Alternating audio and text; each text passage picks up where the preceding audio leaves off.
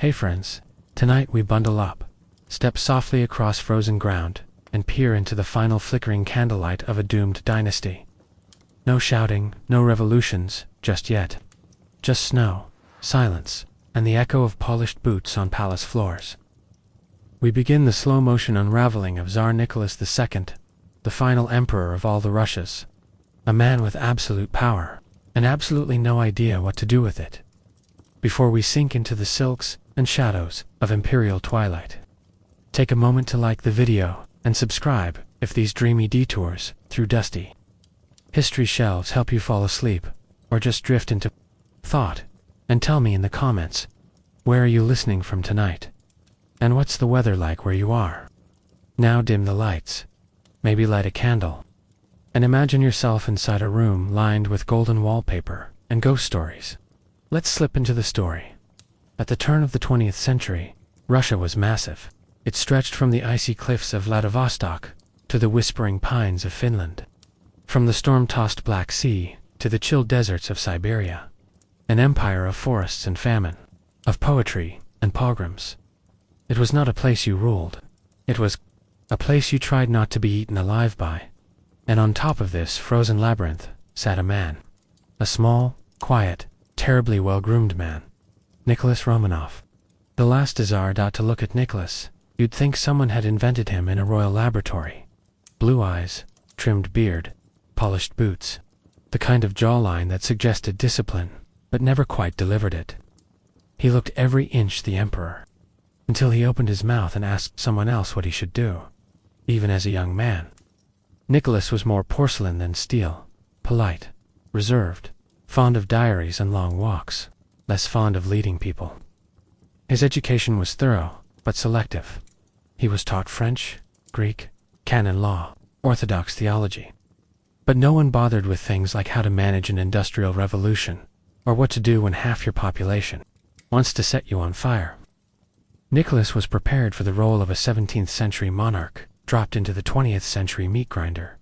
But at least he had family. Ah, yes, the Romanovs, a dynasty built on snow, blood, and bureaucracy. Nicholas inherited the throne in 1894 after the death of his father, Alexander III, a man who resembled a brick wall with a beard. Strong, domineering, a Tsar with a temper that could light forests. Nicholas, by contrast, wept during the coronation. He didn't feel ready. He wasn't wrong. Russia, in the late 1800s, was a ticking social experiment. On one side, the nobles drowning in lace and land. On the other, peasants, whose idea of breakfast was sometimes just a colder version of last night's hunger. And in between revolutionaries, intellectuals, factory workers, and firebrands with pamphlets hidden in their coats. Nicholas tried to hold it all together with ribbons and tradition, and when that failed, with secret police and denial, he believed in autocracy like it was a bedtime story. That he, as Tsar, was chosen by God himself, not as a metaphor. Literally, he saw himself as a living bridge between heaven and earth. The father of the nation. Even if the children were throwing rocks at the palace gates. Now let's talk about that palace. Or palaces, really. There was the Winter Palace, and Tsarskoye Selo, and the Alexander Palace. Rooms full of ticking clocks, portraits of dead relatives, and a level of embroidery that would make Versailles blush. Nicholas preferred the more modest Alexander Palace. Modest in the sense that it only had 300 rooms. There he could spend hours with his wife Alexandra, and their children, writing in his diary, drinking tea, avoiding uprisings. Alexandra. Now there's a character, born in Germany, raised in English courts. She fell for Nicholas hard, and fast, and never let go. A deeply religious woman with a tragic sense of loyalty, and a terrible sense of politics. She believed in mystics, in omens, in the divine right of her husband, and she would do anything to protect her family, even if it meant inviting Rasputin, that bearded chaos gremlin, into the heart of Russian power. But we'll get to him later. For now, let's stay in this soft, golden cage. The Romanovs lived in a bubble of etiquette and frost. Every spoon had a designated angle. Every servant knew to vanish when not in use. Their life was a choreographed dance of silence and ceremony. Meanwhile, outside the palace walls, the world was on fire. Factories were multiplying, cities swelling, workers demanding rights. And in the countryside, peasants were still stuck in a past century, hoping the rains wouldn't drown their wheat or freeze their children. In 1905, the first cracks appeared. Peaceful protesters marched to the Winter Palace, hoping to deliver a petition to their beloved Tsar. They brought icons, bread, even children. They were met by soldiers. The snow turned red. Bloody Sunday, they called it. Not the good kind of Sunday, with naps and roast chicken. The other kind. The kind that changes history books. Nicholas wasn't even at the palace when it happened, but it didn't matter. The myth of the gentle Tsar was shattered, and something new took root. In the streets, raged out from here, things did not improve. Nicholas tried concessions, a parliament, the Duma, but it had all the power of a decorative biscuit tin. He dissolved it, reinstated it, argued with it, ignored it. He surrounded himself with yesmen. Ministers came and went like snowflakes in a blizzard. The real decisions were increasingly made in whispers in Alexandra's chambers, by mystics with wild eyes and suspiciously dirty fingernails. Meanwhile, Nicholas did what he did best, wrote in his diary, took long walks, and tried not to notice the sound of revolution sharpening its knives outside his window. When World War I arrived, Nicholas saw it as a chance to unite the country. Spoiler, it was not. The army was under-equipped, underfed, and outmatched. Soldiers marched barefoot into bullets. Mothers received telegrams and silence, and Nicholas, bless him, decided to take personal command of the military from a distant front, while leaving Alexandra and Rasputin to manage the home front. What could go wrong? Everything. By 1917, the dam broke. Bread riots turned into strikes.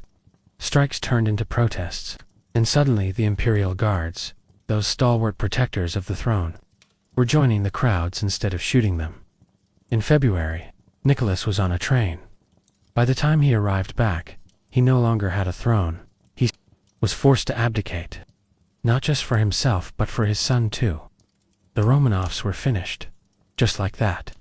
300 years of imperial rule ended with a signature and a tear. And so Nicholas, once the most powerful man in Europe, became simply Citizen Romanov. He returned to his family.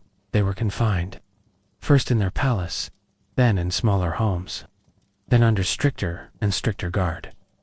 The walls closed in, the servants disappeared, the chandeliers stopped shining, and Nicholas kept writing in his diary, as if words might stop the tide.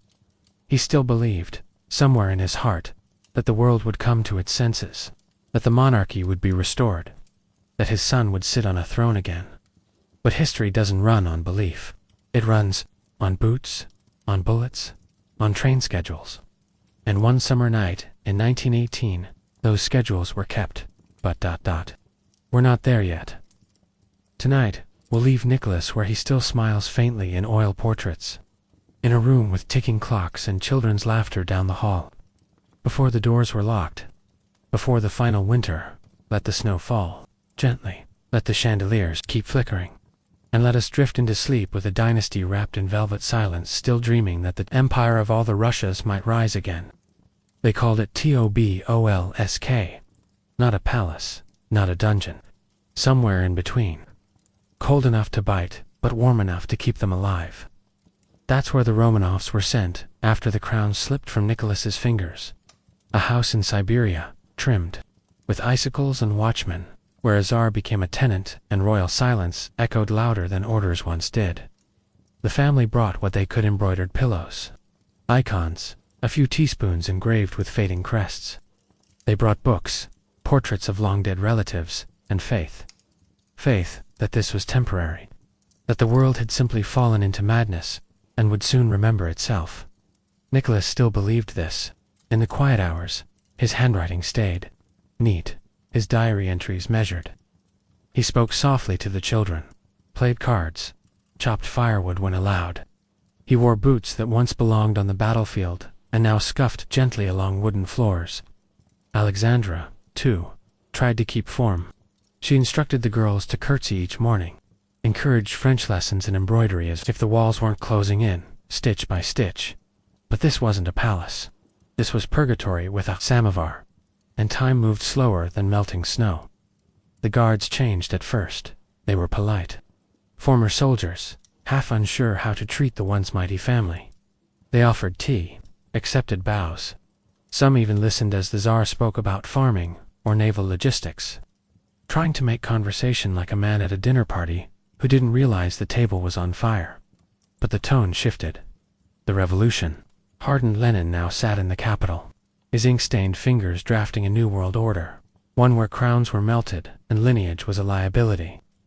The guards at Tobolsk became colder, younger, their boots louder, their eyes sharper. Rules appeared like frost.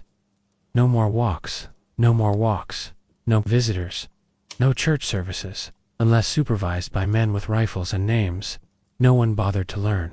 Even the children Olga, Tatiana, Maria, Anastasia, and the frail, gentle Alexa began to understand. This wasn't exile. It was erasure in slow motion. Alexia, the Tsarevich, the boy wrapped in silk and sorrow, suffered most. His hemophilia, the disease that turned bruises into bloodbaths, flared in the cold. He could barely stand. His joints swelled like whispered curses. Alexandra hovered over him constantly. A mother's devotion, thick as fog, and always Rasputin's shadow in her thoughts. Even in death, he lingered. The holy man who once whispered prayers over Alexei's fevered bed, murdered by aristocrats, who feared his hold over the arena. But Alexandra still believed that he had been a vessel, that his prophecies were true, that salvation would arrive. Perhaps on silent boots, or on the wings of white doves. But doves don't fly in. Siberian winters, spring thawed the roads, and with it came orders. Tobolsk was no longer secure. The family would be moved again, not to a palace, not to freedom, but to Ekaterinburg. They didn't know the name yet. They didn't know what it would come to mean. The journey itself was hushed and strange. The Romanovs were not paraded like prisoners, nor honored as former rulers. Just escorted, bundled in furs, faces hidden, luggage minimal. They looked like any other family moving cross-country, except for the bayonets and silence. When they arrived, smelled of coal and tension. The city clung to the Urals like a tired secret, and in the center, on a quiet street, stood the Ipatov house. It looked normal enough. 2 stories, painted in dull colors. A fence, but inside, it had been stripped and rearranged. The windows were covered in newspapers, the garden trampled, and guards moved like wolves, pretending to be men. The Romanovs were told this was temporary. They were told many things. Their movements were limited, their possessions inspected even. Their utensils were counted daily. Nicholas still tried to keep order. He shaved each morning, read aloud to his daughters, wrote entries in that stubborn diary with the care of a man who still thought the future might read them. But Alexandra grew paler, and the girls ... quieter. Olga scribbled poems no one was allowed to read. Tatiana stared out covered windows. Maria, the warmest, tried to befriend the guards, sometimes with laughter, sometimes with fruit. And Anastasia ... The youngest spark in a room grown dim. She joked. She played. She tried to shake the dust from the air, even as it settled deeper. But they all felt it. Even Alexei, from his bed, swollen with pain and whispers, felt it. The world outside had forgotten them. Or worse, ... remembered. Their meals came on dented trays. Their conversations were monitored. They no longer received letters. They no longer sent them. Their jewels, sewn into corsets and hems, remained hidden. Silent insurance, though for what? No one could say. And every evening, the guards outside rotated. New faces, more rifles. The commandant in charge Yakov Yurovsky was not unkind. But he was not kind either. He was ... efficient and quiet. He watched the family like a farmer watches the weather. Curious, but detached. And somewhere, a list was being written. Not of crimes, not of sins, but of names. One night, Nicholas asked for a chess set. he never received it. Another night, Alexandra asked for books. She received one.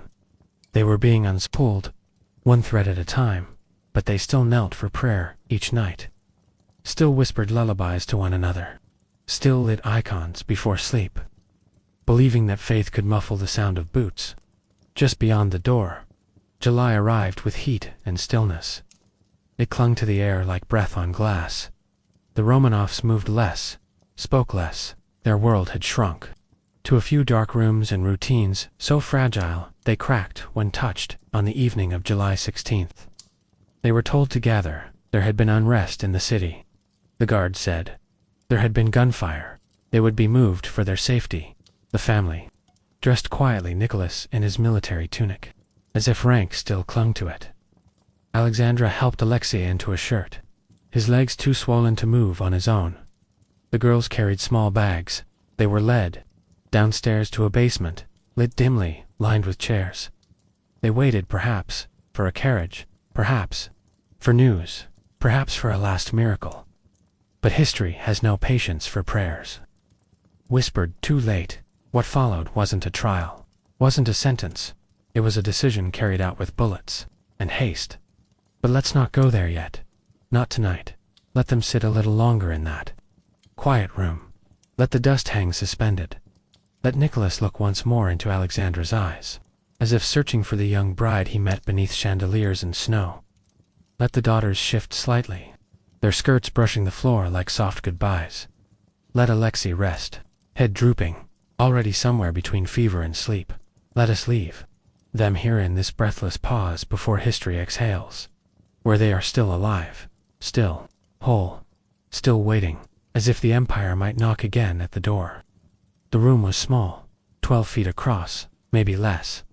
Its walls were plain, paint peeling in places, and the windows, what windows there had been, were now sealed, covered over in whitewash and cloth, as if light itself was forbidden from witnessing. What came next? The air was thick. Still the family waited, quiet as icons stood by the door, shoulders square, not wriggled as resolved. Alexandra sat beside Alexio, who slumped in a chair, his face pale, his legs bound with pain. The girls stood behind, skirts brushing the floor like drifting shadows. A few guards entered, their boots echoed, hollow dot, and then more came, Yurovsky among them, spectacles glinting, mouth set like stone. He held a piece of paper, though the words on it were just ceremony, thin, brittle. The sentence had already been decided, carried not by courts or trials, but by telegrams and tremors in Moscow. The excuse was mutiny, unrest, chaos beyond the walls. But this wasn't justice, it was finality. Yurovsky read the charges. Nicholas blinked once, then asked, simply, what? And that was the last word, the last the Tsar ever spoke. Because what followed wasn't speech. It was fire. Gunfire in a room not built to hold violence. The echoes bounced. The smoke thickened. The bodies didn't fall like in books. They thrashed, cried out. Some stood. Some crawled. It was chaos wrapped in wool and tears. The bullets flew, many missing. Some ricocheted off corsets, those secreted jewels, acting as accidental armor. It wasn't swift, and it wasn't silent. Alexei didn't die immediately. They found him curled, still breathing. They had to finish it with bayonets. The daughters, too, dazed but alive beneath collapsed bodies, gasped beneath the weight of smoke and horror. The guards moved in again. It was over in minutes, but history would take years to recover. They wrapped the bodies in bedsheets, dragged them out the back, loaded them onto a truck under cover of darkness. No fanfare, no funeral, just the screech of tires over dirt and the whisper of a dynasty vanishing into night. In the forest outside Ekaterinburg, they tried to bury them. But even in death, the Romanovs resisted. The truck broke down. The ground refused to yield. The bodies were burned, moved, buried, unburied. Acid was poured, names were denied. The grave, shallow. The truth, shallower. And yet, the story persisted, in whispers, in poems, in flickering candles behind Orthodox icons. Back in Petrograd once, St. Petersburg Lenin kept quiet. He didn't announce the execution immediately. The war raged on. The people, exhausted. The factories, hungry. And the death of a royal family, children included, wasn't the kind of revolution you brag about. So he let silence settle. But silence is slippery. Rumors bloomed that Anastasia had survived, that Alexia had been spirited away, that Jules had protected them, that guards had lied, that someone had escaped. Myths grew like moss over blood. Entire lives would be spent chasing them. False duchesses appeared in Berlin, in Paris, in American newspapers, claiming they were the lost daughter, the wounded heir, survivors of imperial collapse. None were real, but all were believed by someone, because the truth was too ugly to hold. Decades passed. The house in Ekaterinburg was torn down. The Soviet Union rose cold, vast, industrial. Its people told to forget the past, to bury crowns and crucifixes beneath iron and steel. But some remembered, in whispers, in candlelit chap, Ellist in the pages of old diaries, passed down like relics. Nicholas's words survived. Alexandra's letters, the daughter's photographs smiling, unaware of how near the edge they stood. And in time, the grave was found. A shallow pit in the woods, bones scattered. Scorched. Jewels fused to fabric. Teeth marked by fire. The Romanovs, reunited in death. Almost all of them, 2 Bodiselexi, and one of the daughters were missing. For years, until decades later, they were found in a second grave. Buried quickly, improperly. Even their final resting place felt rushed. As if history itself couldn't bear to look them full in the face. And what of legacy? The Tsar who could not rule. The Empress who trusted too deeply. The daughters whose beauty still haunts black and white film. The boy, born to bleed. They became saints canonized by the Russian Orthodox Church as passion bearers, martyrs, not for their governance, but for their suffering. Not for their policies, but for their pain. Icons were painted. Relics kissed, pilgrimages made to wear their bones. Now rest. But sainthood is a cold comfort. It doesn't undo the silence. It doesn't rebuild what was lost. It only reframes it in gold leaf and incense. And now, Russia still remembers, sometimes with reverence, sometimes with regret. The palaces have become museums. The thrones exhibits. The bullet-pocked wall of the Ipativ basement, now gone, but reconstructed in memory. The Romanovs stare from postcards and guidebooks, their faces frozen in time. Nicholas's diary still exists. You can read it. Entries like quiet breaths. Had tea with Alex. Walked in the garden. Played with Alexei. Weather fine. No mention of collapse. No hint of what waited. Just a man watching his world shrink. One petal at a time. And so we end not with fire, but with snow, falling on palaces, falling on forests, falling on graves where history still sleeps.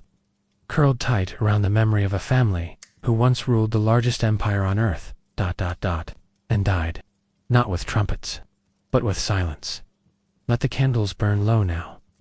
Let the past stay soft, and let the Tsar's final sleep continue deep beneath earth. Time, and the hush of a nation still listening.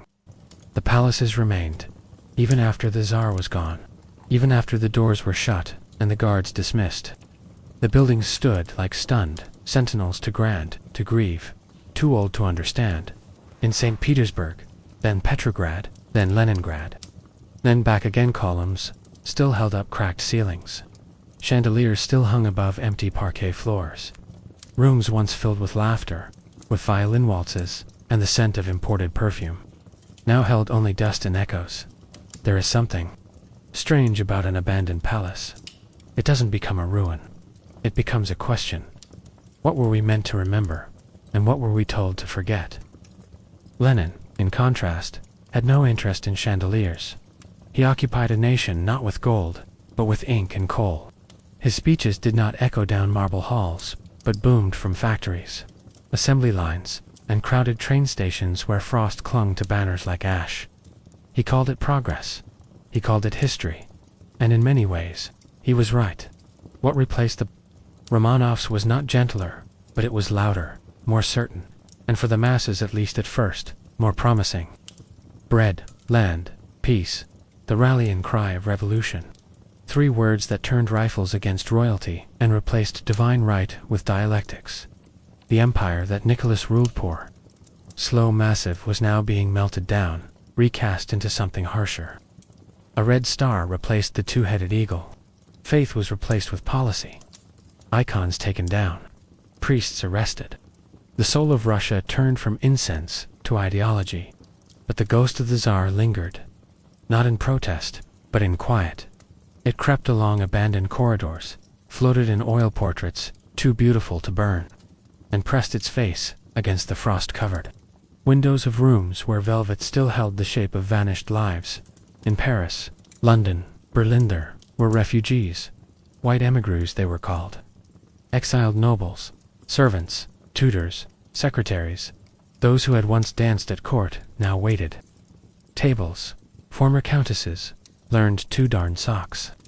Stable boys taught Russian in foreign cafes. They carried nothing but stories, stories of the old world, of how the Serena walked in the garden with an English novel tucked under her arm, of how the Tsar once stopped to tie a loose ribbon on Anastasia's shoe, of how during a storm the youngest daughter tried to calm the horses while thunder shook the rafters. They remembered everything, because no one else was supposed to. In Soviet Russia, speaking too fondly of the Romanovs was dangerous. It meant you were looking backward, and the future, they said, lay only in forward motion. But still Nicholas's face appeared in secret, in underground churches, in hidden photo albums, in whispered toasts passed from hand to hand over kitchen tables lit only by weak bulbs and hope. Tsar Batyashka, they would sometimes say. Little Father Tsar, not out of political longing, but grief. The kind of grief that doesn't always make sense. A grief for something flawed, even broken, but familiar.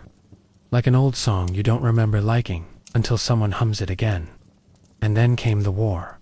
Not the revolution, not the Great War, but the next one, the greater one. World War II. Hitler's tanks thundered toward Moscow. Leningrad was surrounded, choked, and in the middle of this suffering, something strange happened.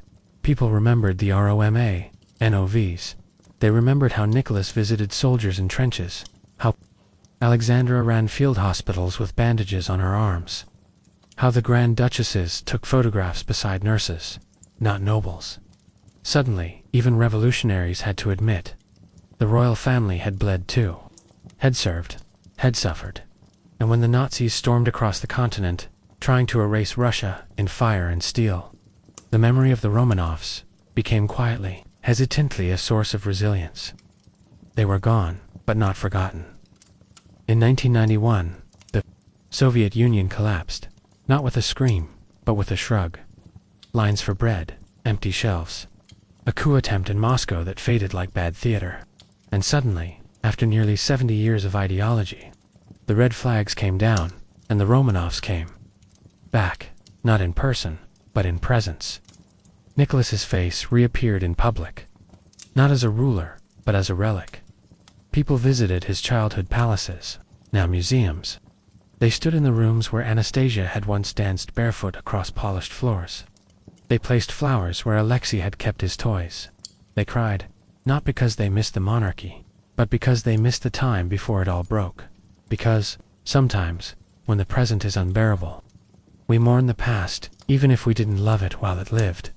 In July of 1998, exactly 80 years after that basement in Ekaterinburg, the bones of the Tsar and his family were finally buried in a cathedral in St. Petersburg. A white coffin for Nicholas, a matching one for Alexandra, 5 small ones for the children, one of the largest funerals in Russian history. The president of the new Russia attended. So did priests. So did thousands of ordinary people, holding candles and icons. Some sang, some stood in silence. And for a moment, the country breathed together, remembering, not just an execution, but an ending. There are still debates about Nicholas, about whether he was kind or cowardly, a tragic figure or just a bad leader, whether the fall of the Romanovs was inevitable or engineered, or both. There are historians who trace his decisions with cold fingers. circling the days where things might have turned differently, if he'd modernized faster, if he'd let the Duma govern, if he'd never trusted Rasputin, if. But history rarely deals in ifs, only whens. And for Nicholas II, the when came slowly, then all at once. Today, he rests beneath marble, next to his wife, next to his children, and each year, on the anniversary of their deaths, candles are lit. People gather, not in protest, not in triumph, but in mourning. Not for a monarchy, but for a family, and for a country that once believed so deeply, so tragically, that history could be paused simply by closing the palace doors. But it couldn't. It never can. So sleep now. Little Tsarevich, let your joints ache no more. Let your sisters braid each other's hair in a room warmed by something more than memory. Let Alexandra rest her eyes. Let Nicholas set down his diary at last.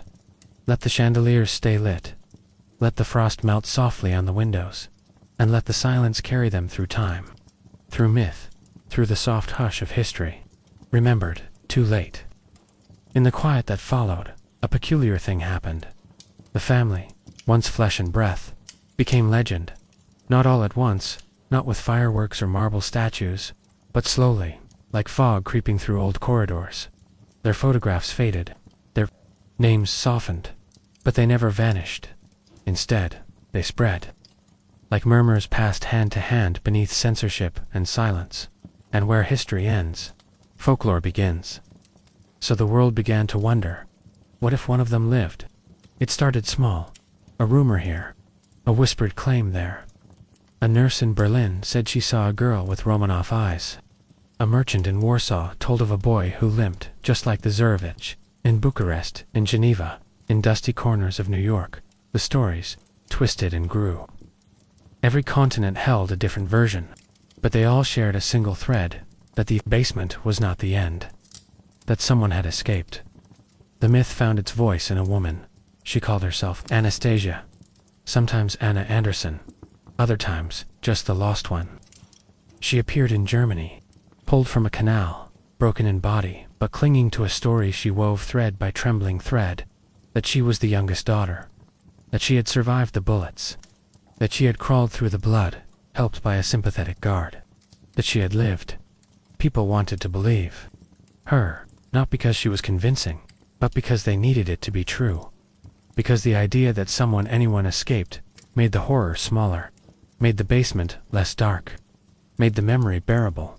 Anastasia, the survivor, the spark that slipped through history's fingers.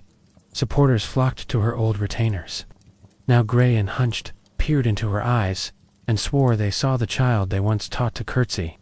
Photographs were compared, mannerisms studied, language analyzed. Was her accent too Polish? Her posture too stiff? Her memory too fractured? It didn't matter. She brought the Romanovs back into the living world, and for many, that was enough. But not for all. Skeptics sharpened their doubts. Investigators demanded proof.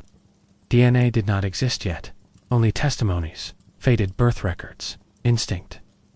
For decades, the question swirled, was she truly Anastasia, or a traumatized woman who had inherited someone else's sorrow? She fought in courts, for identity, for inheritance, for history. The battle lasted her whole life. And in the end, science answered what sentiment could not. In 1994, long after Anna Anderson had died, DNA testing confirmed the truth. She was not a Romanov, not a duchess, not a daughter. She was a Polish factory worker named Franciszka Szankowska. The myth collapsed, but gently, because people still remember her. Not for who she was, but for what she represented. Hope, dressed in borrowed memory, and grief. Given a name, she wasn't alone. There were others, dozens. A woman in Canada claimed to be Maria. A man in South America swore he was Alexei. Each story more elaborate than the last, embroidered with just enough fact to keep disbelief at bay. Each one flaring like a candle in the dark, and every time they faded, a little more light left the room, because the truth, the real truth, was harder than fairy tales, harder than ghosts. The Romanovs died in that basement, All of them. And no one escaped. Still, Russia held on to memory, to photographs behind glass, 2 rooms preserved in silence.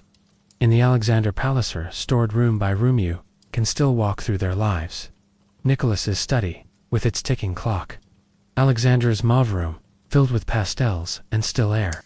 The children's rooms, soft with painted walls and worn toys. Visitors whisper there, not because they must, but because it feels wrong to speak loudly in the presence of the past. Even the furniture seems to remember. A chair where a Tsar once read fairy tales, a rug worn where sisters danced, a doorframe where Alexei once leaned. Fragile and curious. Time didn't erase them. It simply hushed them outside. The city breathes again.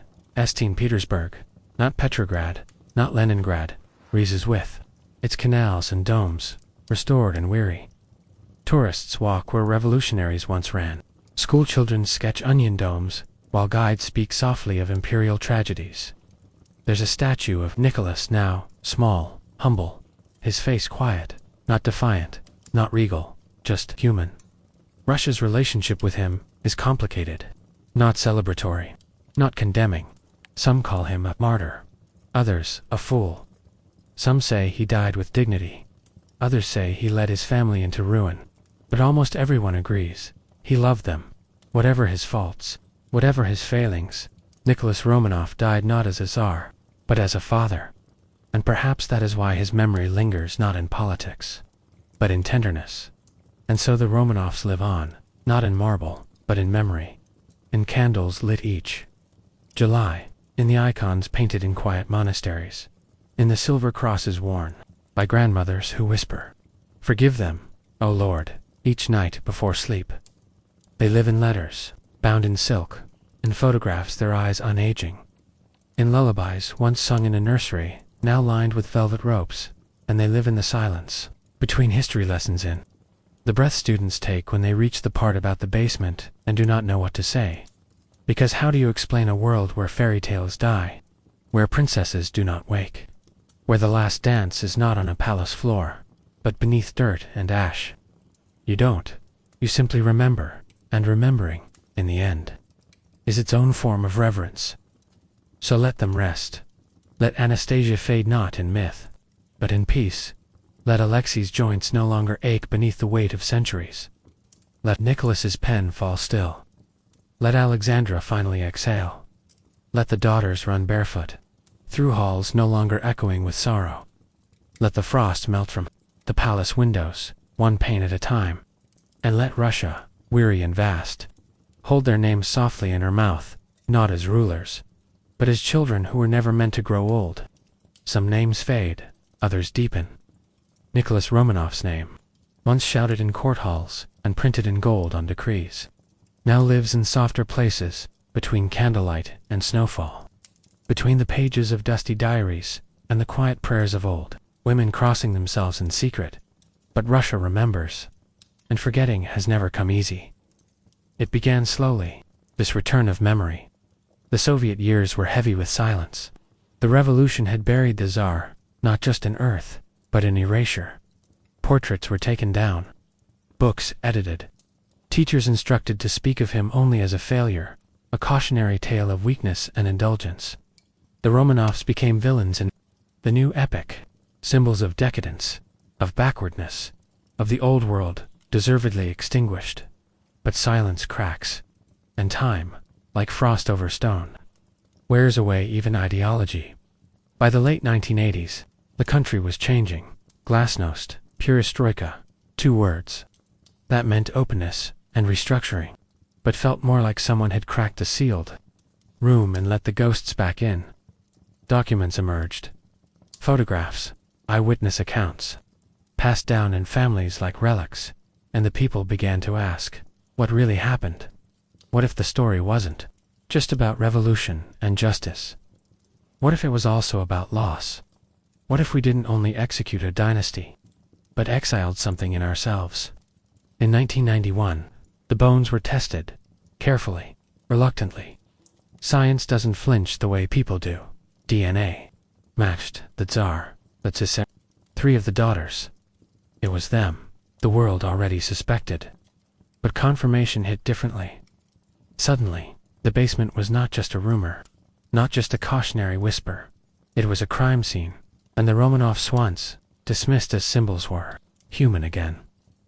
Russia struggled with that humanity, because the question now was not what had happened, but what should be done with it.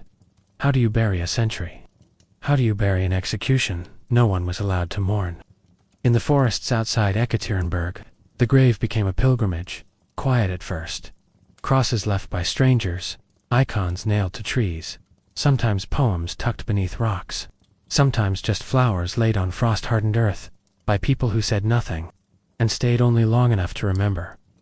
The church hesitated. Canonization was not immediate. They were royal, yes, but were they saints? They had not died for their faith, not officially, but maybe the truth was gentler than doctrine. Maybe their suffering was enough. Maybe they were martyrs not to theology, but to the slow unraveling of a world they could not escape. In 2000, the Russian Orthodox Church outside Russia canonized the entire family. Passion bearers, they were called, a term softer than martyr, a category reserved for those who faced death with humility and prayer. It was a quiet kind of sainthood, not triumphant, not miracle-streaked, just sorrow made sacred, inside cathedrals across Russia. New icons appeared, not of warriors or prophets, but of 5 young faces, a pale boy in sailor's clothes, for sisters in soft veils, a mother holding her husband's hand, a father, face serene, eyes tired. They were not painted as rulers. They were painted as a family. That was the miracle. That in a century of blood and ideology, love had survived. Pilgrimages became more frequent. Ekaterinburg, once a place of secrets, now hosted thousands each July. Candles flickered beside railings. People knelt in gravel, not to protest the revolution, but to ask, softly, for healing. Some wore Romanov crosses. Others brought flowers, tied with ribbons bearing the names of those who had vanished in purges, in gulags, in forgotten wars. In mourning the Romanovs, people mourned more than them. They mourned grandparents, erased from photographs. Parents who disappeared one winter and never returned. Siblings who spoke too freely. Neighbors who believed in the wrong version of the future. And the family who had once ruled became, strangely, a symbol for all who had suffered without graves or names. But Russia, as always, is complicated. Not everyone approved. Some said canonizing the Romanovs romanticized monarchy, that it softened the memory of autocracy, that Nicholas was a weak ruler, a poor commander, a man who let a nation burn while he wrote in his diary about birdsong. And these critics were not wrong. He made mistakes, tragic ones. He misread his people, clung to power too tightly, listened too closely to mystics, and too distantly to his ministers. But sainthood was never about perfection. It was about sorrow, about enduring, about dying, not as a symbol but as someone who could no longer run. And by that measure, perhaps they qualified. In 2018, the last 2 bodies were officially identified, Alexei and one of his sisters, either Maria or Anastasia. The DNA was conclusive. No more myths, no more imposters, no more candlelit what-ifs. The family was whole again, and they were buried with their kin in St. Petersburg, beneath white stone, an Orthodox chant, at last, together, at last home. Today, you can visit them. In the Peter and Paul Cathedral, their tombs lie beneath marble, simple and solemn. Tour guides speak in hushed tones. Children stare at the photographs, the eyes that no longer age. In gift shops, you'll find trinkets, pendants, postcards, soft-edged dolls with names like Olga, Tatiana, Maria, Anastasia, Alexia. But in the back of the cathedral, away from the tourists, there is a corner where candles burn constantly. They flicker in silence, for the lost, for the broken, for the dreamers who danced through palace halls and never reached adulthood, and for the boy who could never stop bleeding. Nicholas is remembered differently now, not as a czar, but as a man, a father, a believer, a flawed vessel caught in a storm far larger than his reach. His diaries are public. You can read them. They are not filled with politics. They are filled with weather reports, tea schedules, sketches of his children's laughter, birds, spotted on walks, painfully ordinary. And that, in the end, is what stings. Not that he ruled poorly, but that he was just, before the flankingly, gently human. Russia is still searching for balance, for memory, for meaning. Some want to restore the monarchy. Some want to forget it ever existed. Some stand at the graves and cross themselves. Others pass without looking. But all of them, knowingly or not, are walking through a country shaped by a family buried beneath their feet. The last Tsar does not speak anymore. But sometimes, in the silence of snow, his story still does so. Dim the lights. Let the frost gather on the glass. Listen closely, not for the sound of coronations or cannon fire, but for the rustle of skirts on palace floors, the murmur of prayers said too late, the tap of a boy's cane on marble, the creak of a diary being closed for the final time. And let the story stretch on, not because it must, but because it lingers, like breath in winter, like perfume in old velvet, like names whispered across centuries by a nation still trying to understand what it lost and what it can still remember. There is a peculiar kind of immortality that lives on the internet. A century ago, Nicholas Romanovs' world was made of marble and velvet, wax seals and handwritten notes, snowy train platforms and oil lamps that hummed softly in palace corridors. But today, the Tsar lives in pixels, in reels, in tags, in low-resolution footage, colorized by hobbyists who stitch together history one frame at a time. Search his name, and you'll find him standing stiffly on the steps of the Alexander Palace, tipping his hat to invisible cheers, walking beside his daughters like any tired father, watching his children grow faster than his memory can hold. He moves now. He breathes again digitally, almost eerily. And yet, the silence of his fall remains untouched on YouTube. You can watch home videos. The Romanovs had a camera. They were one of the first royal families to embrace film not as propaganda, but as memory, candid, unpolished, unscripted. Olga and Tatiana, sitting on a swing. Anastasia, chasing a dog through a garden.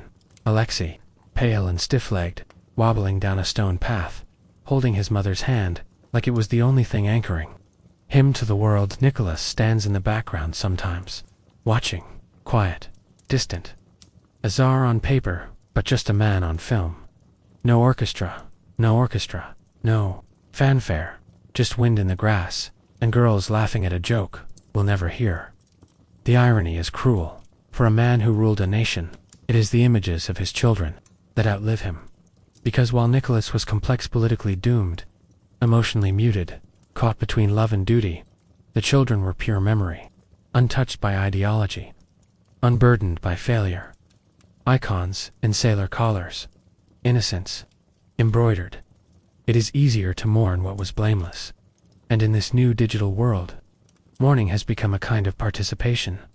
People post tributes, edits, with orchestral music, quotes from their letters over fading shots of candlelight.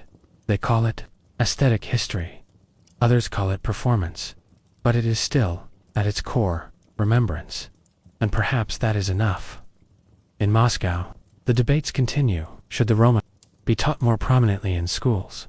Should they be honored as victims, as saints, as a cautionary tale, or simply left to rest? Some Russians resent the canonization. They feel it distorts the truth, painting over tragedy with sentiment, softening the collapse of empire into a bedtime elegy. Others embrace it. They wear crosses etched with Anastasia's face, light candles for Alexei, whose bones were found but whose pain still echoes. For many, the Romanovs represent not monarchy, but mourning, the loss of what might have been, the ache of a country that, in trying to become something new, had to forget what it once was. Yet the Romanovs refuse to be forgotten, not through force, but through stillness, even in death. They do not cry out. They wait in church, frescoes, in songs, in dreams that return, uninvited. The Tsar's story is no longer just Russia's. It belongs to all who wonder what history might have become if kindness had mattered more than control, if blood had not been seen as necessary, if endings could be postponed with enough prayers or enough forgiveness. And so their story bends. Again, not in revolution, but in restoration. There are museums now dedicated entirely to them, rooms filled with dresses, letters, tea sets. You can see the Serena's hairbrush. You can read the last entries of Nicholas's journal, scrawled on days where the snow fell thick and silence thickened around the family like wool. You can see the little boots worn by Alexith, soles barely worn, so much weight for feet that barely touched the ground. But even in preservation, the family remains elusive. History cannot decide what to do with them. They were not heroes, not rebels, not tyrants in the traditional sense. They were suspended, held between eras, too old-fashioned for the 20th century, too tender for its brutality. Nicholas ruled like a man waiting for time to slow down, and time, as it does, ran him over instead. Today, the Alexander Palace has been restored. It gleams again, soft green walls, delicate gold trim lace, curtains, furniture rebuilt from photographs. It is beautiful, hauntingly so, but empty. Tourists walk through the rooms. They nod, they read plaques, they move on.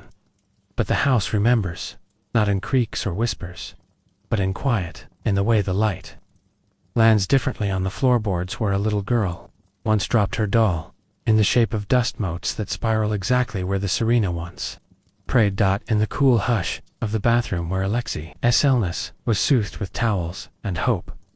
The past does not need words to speak, it simply waits to be noticed and still. They return. Every year. Pilgrims not just from Russia, from Canada, from France, from Australia. Descendants. Dreamers. Those drawn not to power, but to grace. They stand outside the church, on the blood in Ekaterinburg, the site of that final room. They hold candles. They cry. Not for the Tsar, but for the child who couldn't walk without pain. For the daughters who braided each other's hair that final night. For the mother who wrote in her Bible while gunfire cracked downstairs. They cry because, in the end, we all long for softness, and the Romanovs, in their last days, were unbearably soft. There is a painting hung in a chapel, deep in the Urals. It shows the family dressed, simply no crowns, no thrones, just standing in a field, hands clasped, eyes lifted not to heaven, but toward light. They do not weep, they do not smile. They wait, even in iconography. They wait. Perhaps this is the final truth of the Romanovs, not rulers, not victims, but witnesses, to a century that began in dance and ended in Ashdod, to a world that promised too much and gave too little. To a country still trying to remember how to breathe. And so, dear listener, as you turn in your sheets, let the weight of empire drift from your chest. Let the court gowns rustle one final time through empty halls. Let the diaries close gently. Let the letters fold. Let the bullet holes mend, if only in memory. Let the candles burn, not for justice, not for judgment, but for peace, for the Tsar, who sat too long at his desk, for the Empress, who mistook prophecy for protection, for the 4 daughters who smiled anyway, and for the boy whose joints betrayed him, but whose name endures. Time is a river of glass. It fractures reflections, it softens edges. It bends light through the dust of memory and leaves behind a world that feels familiar. Only wrong. We stand now beyond the rain, beyond the fall, beyond the quick justice and the tragic basement. We exist in the afterglow. Here, the Romanovs are not rulers, not ghosts, but RESONAN. CES. In this quiet space between past and present, their story bends and deepens again.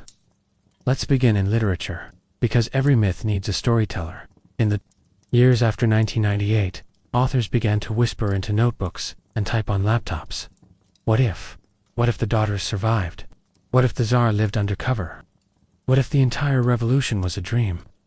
Some of these stories were novels. Some were plays. Some were fan fiction written in the glow of midnight by people who had only seen the family in black and white photos. but felt like they knew them. Characters emerged. Nicholas nosing through libraries in disguise. Alexandra practicing medicine at an orphanage.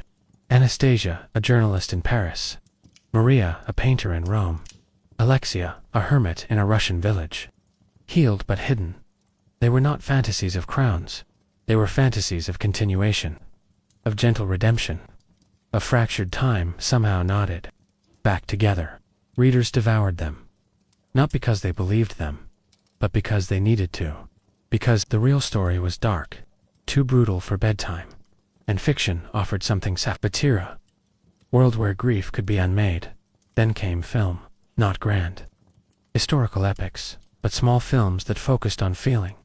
A tight shot of 4 girls pricking each other's fingers to test their identity. A scene of Anna Anderson, alone in a cafe, trembling when her photograph is published. A shot of iconographers in a Linaberg, painting the family in their final moments, not as royalty, but as people. These films didn't retell the revolution, they retold heartbreak, and by focusing on tears, on glances, on moments that could never be public, they forced the audience to feel, not to think. Cinema became a kind of altar, and the Romanovs, slow-burning candles, artists too, found ways to memorialize them. A modern tapestry in Moscow showing the Tsar reading to his daughters, their silhouettes, outlined in stitching that glowed at night. A digital art installation where photo fragments float across a screen, faces smiling, then dissolving.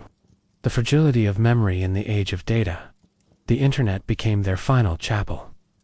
Reddit threads argue over Anastasia versus Maria fan theories. Instagram pages, post-Romanov, aesthetic, shots pale, porcelain, dolls, lacy collars, snow-dusted forests. Podcasts recount their final days, in whispered narration, with sound design that mimics snowfall and dripping blood. The mythology deepens, and so does the sorrow. But even as myth grows, so does historical scrutiny. Museums launched research, scanning diaries with spectral imaging to uncover annotations erased by time. Geneticists revisited the bones, searching for traces of disease, diet, trauma. Archivists cross-referenced telegrams, hotel ledgers, train schedules, trying to map decisions, delays, regrets. All the while, the bones slept under marble. Nicholas's diabetes was confirmed. Alexia's hemophilia validated. Alexandra's depression evident. In letters, these aren't scandals, they're humanity. They are the fractures beneath porcelain. And then there is the political moment, because the Romanovs cannot escape being political. Some Russian nationalists dream of restoration. They erect statues of Nicholas in city squares. They sell merchandise pins, flags, even banknotes with the Tsar's face. They argue that monarchy is stability, that democracy is noise, that the Romanovs were social glue, not tyranny. Others vehemently oppose this. They see the Romanovs as symbols of oppression, of serfdom, of the 1905 massacres. The divide is real, and it bleeds into identity. To embrace the Romanovs is to embrace a version of Russia imperial, orthodox, hierarchical. To reject them is to embrace another revolutionary, secular, egalitarian. The story still chooses sides, but most people are not ideologues. They just want to understand, to walk a palace hallway, to light a candle, to see a girl's sailor collar, and remember that human beings, no matter how powerful, were, even worse, they disappear. A country's memory is both library and graveyard, and the Romanovs are in both, in digital archives now. You can request transcripts of Grand Duchess letters. You can read Nicholas's remarks to a minister about fishing. You can see the Serena's grocery notes. They are banal, they are human, they are distant and immediate, all at once. For a moment, you catch yourself thinking, where do we draw the line between privacy and history? Is it enough to remember them? Or must we reconstruct them whole? And then, on July 17th each year, people wake up early, in St. Petersburg, in London, in Toronto, in Tokyo. They kneel, they light candles, they scroll, they pray. They share gifs of Anastasia smiling. They repost video of the restored palace. They discuss Anna Anderson's cafe in Old Berlin. They argue in the pale glow of screens about history's ghosts. They mourn, they commemorate, they remember, and when the date passes, they sleep again. But the air feels colder, the past feels closer. The river of glass glitters, as if footsteps have touched it. So where are we now? Beyond the dynasty, beyond the fall, beyond the myth. We are in the deep current, where memory, history, myth, scholarship, art, politics all swirl and mingle. The Romanovs are not a story. They are a chord, a note held, a resonance that rings across time, and it is our task, not theirs to listen, to choose which harmonics we hold close, which we let fade, and which we pass on. Sleep, defenseless now. Let palace walls dissolve in dream. Let velvet collapse into fog. Let voices mix across time. Nicholas, reading a weather report. Alexandra humming a lullaby. Anastasia laughing. Let the Tsar's pen lie still. Let the icons fade softly into night. Let the palace doors close, but leave the windows cracked so memory may drift in and remain. Even when an empire dies, its ripples cross oceans. In North America, the Romanovs found new homes in collections, in university basement archives, in whispered teas at elite gatherings. Their story became American too. Hollywood seized it. Cecil B. DeMille's grand silent epics, lavish technicolor bursts of imperial glamour. But behind the strobe lights, the empire's collapse was always the same. A family undone by love, illness, indecision.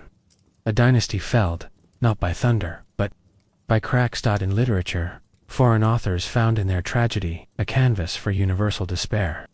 One novel imagines Nicholas as a street sweeper in Paris, his memory clouded, seeking redemption in obscurity. Another places Anastasia in New York, hiding behind Broadway lights, struggling to remember a childhood she never had. These are not histories, they are confessions of longing. They ask the question, what do we do with innocence when its world ends? The Romanovs became a metaphor for survival. Across Europe, museums sprang up, not grand affairs, but niche sanctuaries. A hairdresser's shop in London exhibited one of Alexandra's combs. A cafe in Berlin displayed a worn photograph of the girls anonymously donated.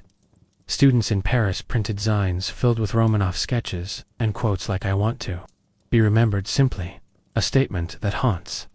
In these pockets of remembrance, we glimpse the personal power of memory. A faded photograph becomes a shrine, a comb becomes a relic, a quote becomes a prayer. In Japan, interest peaked in the 1990s. A teenage girl in Tokyo drew Anastasia in anime-styled blue-eyed, wistful, in a sailor outfit. Fan art circulated online, cosplays at conventions. The Russian royal family appeared in manga, reimagined as tragic aristocrats caught in cycles of rebirth. Their tragedy resonated across cultures, languages, and time zones, proof that human sorrow is universal. Art turned them into icons. But this global empathy is not unproblematic. To some, it feels reductive, romanticizing the Romanovs while glossing over the suffering of peasants, soldiers, and revolutionaries. Some critics argue that elevating them to status of martyrs risks undoing the very revolution that freed millions. They caution, empathy need not become nostalgia. It's a delicate balance between remembering individuals and forgetting broader systemic injustice. In Canada, a small museum near Vancouver dedicated a room to the Romanovs. A volunteer librarian named Helen softly calls them the children of history. People come, lighting candles beside their portraits. Others write notes. I never learned about this in school. The museum becomes a space for quiet reflection, not revival, not worship, but recognition. They, of all people, deserve that much. She says, technology has reshaped how we remember them. In 2025, researchers used AI to reconstruct the voices of historic figures. A synthetic Nicholas voice research project was halted when it spoke in Russian with the trembling accents. So true it frightened listeners. Congregations at the Church on the Blood debated its use. Does hearing his voice desecrate the silence we've agreed upon? Or does it restore a humanity stolen by time? The debate continues. Meanwhile, anthropologists study memorial tourism. In Siberia, Off-the-path pilgrims trek through hailstorms to reach the burial forest. They leave blackberry jambi, 'cause the daughters loved fruit-tore scraps of fabric, so the dead might not go hungry. Some read aloud from diaries in the original scripture. Some simply sit out in these moments. The Romanovs are less relics and more companions, somehow present, not as rulers, but as fellow wanderers, lost in history's vast corridors. In academic circles, the story has shifted again. No longer just biography. Now memory studies. How nations choose what to remember. How grief shapes identities. How a single basement in Ekaterinburg can outweigh textbooks. Scholars publish papers on Romanov as memoriscape. The layered landscapes of geography, emotion, media, ritual. They speak of heritage of mourning. They warn against cosmetic commemoration, remembering the rosy image, while ignoring the thorn. They advocate for dissonant memory, holding sorrow and truth together, without smoothing edges. But outside universities, ordinary people just sit, they feel. They listen, they light candles, they scroll, they post, they talk at midnight. They remember, because sometimes memory walks without maps, and the Romanovs drifting through their old world offer a guide not out of glory, but out of loss.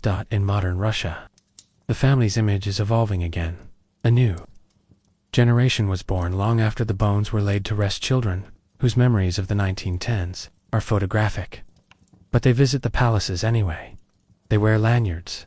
They take selfies inside crystal rooms. They laugh. They whisper, and they leave. Somewhere, through old snow-glazed streets, a grandchild of a Tsarist soldier might pass a family museum. She glances inside, sees the comb, the photograph, the doll. She thinks they were real, not myth, not legend, not a cautionary tale. Real. And in that moment, the world contracts, not because she embraces monarchy, but because she embraces something fragile, something that no amount of time, bullets, or ideology can completely erase. Human lives. Softly lived, softly ended, softly remembered. Sleep now. Let this global echo carry off the weight of empire. Let the images of palace gardens blur into dreams. Let the candles dim across continents. Let the voices, Nicholas's measured Russian, Alexandra's lullaby, the daughter's laughter fade into nothing.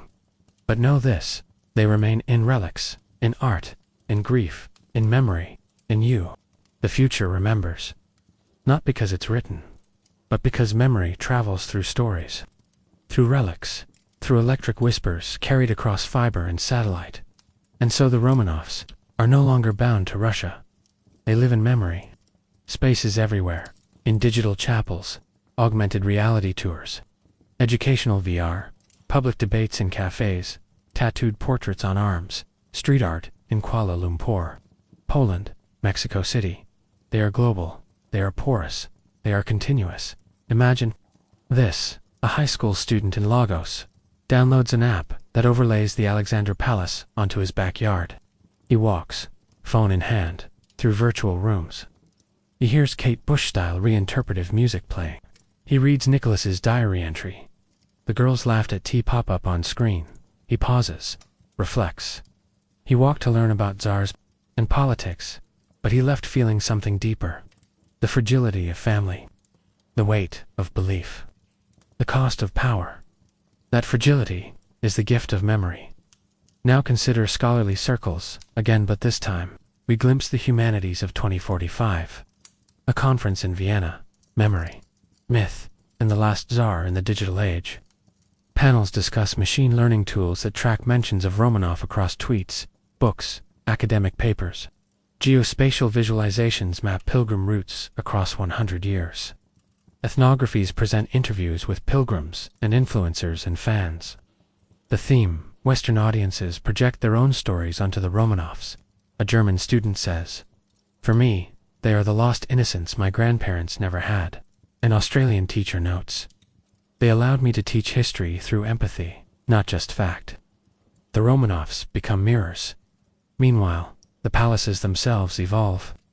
Virtual guides, some powered by AI, converse with visitors. In St. Petersburg, VR headsets project the pastel-gowned figures drifting through corridors. The walls murmur anthems and prayers in soft Russian. Visitors can listen in on Alexandra, humming a lullaby. They can sit with Alexei as he draws cherries in his exercise book. The experience is not museum but memory lab, and as the boundary between past and present blurs, the emotional weight grows. People cry, say nothing, stand at exit portals, arms crossed, because they've met ghosts. But with connection comes contention. The ethical question looms. Should we resurrect tragedy like this? Digital resurrection ethics conferences debate whether overlaying holographic figures in palaces distorts history or honors it. Does empathy lead to deeper understanding, or does it trivialize suffering? Some radical voices argue, stop the grief simulation. They demand that memory be left in libraries, not headsets. Others reply, without feeling, memory is flat. They argue that only through intimate encounter fake or not can the past truly speak. The Romanovs are central to this debate. Now add new voices, descendants of revolutionaries. Now living in Moscow, propose a citizens' ceremony annual gathering. At the church on the blood where everyone lights a candle not for the Tsar, but for all victims of political violence. A communal moment that turns mourning inward and outward, weaving personal grief into national healing. The event is live-streamed, globally. Viewers from Istanbul, Mumbai, Nairobi, light candles in their own spaces. The hashtag Bloody Church Memorial trends for 24 hours. Memory becomes action in literature. The Romanov story morphs again as future sci-fi. A novella imagines a distant colony on Mars where descendants of Anastasia organize underground festivals, not of monarchy, but of memory. They carve icons into red dust. They tell stories of snow and grief to remind themselves of fragile Earth, of hope, of collapse, thus of responsibility. On Earth, this book hits New York Times bestseller list. Reviewers call it a meditation on origin and loss. The Romanovs, centuries gone, still guiding reflection in education. Their story becomes case study. No longer history of Russia, but history of grief. University courses titled Empire, Memory, and Mourning include modules on Romanovs, alongside Holocaust studies, Khmer Rouge, colonial violence. Students analyze wounds across time and geography. They write essays on how empathy traveled on postcards, web memes, Instagram, SLIDE, SHOWS. They debate, is it right to care for rulers who had failed their people? Their conclusions are not neat, but memory rarely is. On July 17, 2050, an art exhibit opens in Tokyo. It's called Velvet Echoes. A room lined with velvet drapes and projected archival footage of the girls dancing. Visitors walk barefoot. They're given gloves to touch silk pillows stitched in pastel hues. Ambient sound is only wind and distant church bells, no narration. Some weep, others wander in silence. A few ask, who were they? And others whisper, they were human. In online fandom spaces, Romanov aesthetic becomes both fashion and protest. Lace collars appear at climate marches. Zarastira brooches pinned to canvas tote bags. Youth pose in sailor-style outfits on TikTok. Some hashtag history not heroes. Others hashtag remember pain. The movement is messy. It doesn't claim ideology. It claims connection yet. Nearly everything moves toward memory, not nostalgia, not resurrection, memory. The difference is subtle. Memory is soft. It allows change. It accepts fracture. It acknowledges guilt and yet it preserves presence. In academic journals, a new term emerges, the hitelelegi. It refers to how societies use technology to mourn collectively. The Romanovs are used as case study, their holographic graves, their AI-voiced prayers, their VR palaces. Scholars ask, does digital elegy democratize grief? Commercialize it? Spiritualize it? The Romanovs are, again, tools of exploration, experimentation, ethics. Now, and finally, we circle back to the intimate.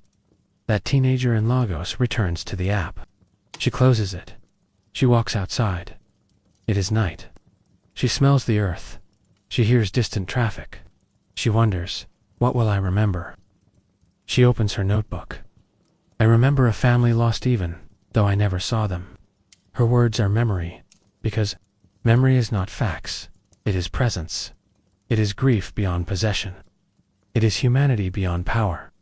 Sleep now, if you can. Let electric echoes fade. Let palace gardens be swallowed by dark. Let digital phantoms close their eyes. Let empathy rest. Let memory drift. Let all these soft presences. Nicholas's pen pauses. Alexandra's lullaby lingers. Anastasia's smile curves in pastel light. Alexei's footsteps echo in silent corridors. Let them drift off into the quiet of your mind. In the stillness, there are no banners, no revolutions, no ideologies, only remembrance, a river of glass, broken light, but whole again in consciousness. Night falls gently on Russia. It always has. No matter the year, 1905, 1917, 1991, or now darkness comes not as punishment, but as passage. It covers monuments and ruins alike. It dims both coronation halls and execution sites. And beneath it, the story of Nicholas II finally comes to rest. He was a man, not a myth. And this above Alice, what endures. He was a father who carried a pocket watch that stopped the day his son died. He was a husband who scribbled poems, too. A wife the world condemned. He was a ruler in a century too fast, too volatile, too hungry for blood and justice to allow for gentle hands. And he failed. He failed not because he was evil, but because history demanded someone else entirely. It asked for steel, he offered silence. It asked for reform, he offered ritual. And in doing so, he became the last. But the end of a czar is not the end of meaning. That came later in the soft glow of memory. In the breath between page turns down, in the hush of museum halls, in the drip of candle wax down icon shelves. Meaning came not in revolution, but in what the world did with the void that followed.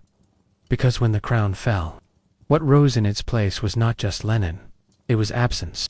A yawning silence, shaped like a family of 7. That absence lingered in palace stairwells, train tracks to Tobolsk, the cracked walls of the Ipativ basement. It lingered in forgotten diaries and broken teahaps. It whispered through decades of propaganda and denial and doubt, and only decades later did it begin to speak.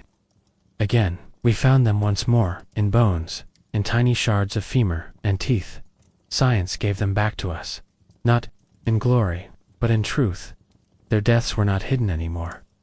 Their names no longer questions: Alexei, Maria, Tatiana, Olga, Anastasia, Nicholas, Alexandra, confirmed, identified, laid to rest. And yet, even this is not the end, because the real ending is not burial. The real ending is memory, how we carry it, how we choose it, and Russia, after all these years, has begun to carry it with care. Not to crown again, but to understand. The Romanovs are not symbols anymore, they are ancestors, and in that, they are forgiven, not by history, but by time. In the church, on the blood, where the altar marks the place of execution.